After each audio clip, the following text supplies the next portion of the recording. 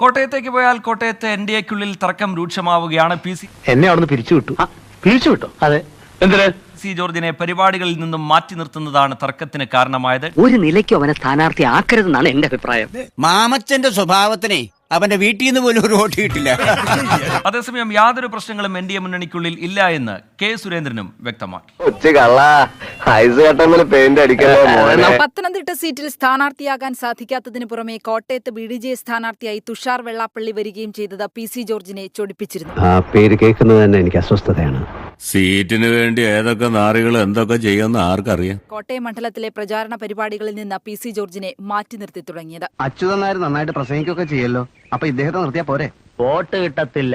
തെരഞ്ഞെടുപ്പ് committee office ഉദ്ഘാടനത്തിന് പോലും പി.സിയെ ക്ഷണിച്ചില്ല. പാർലമെന്റ് കൺവെൻഷനിലും തഴഞ്ഞു. നമ്മൾ ഓരോരുത്തരെ വിശ്വസിച്ചാണല്ലോ ഓരോന്ന് ചെയ്യുന്നത്. പക്ഷേ വിശ്വാസവഞ്ചന കാണിച്ചാൽ എന്തോ ചെയ്യും?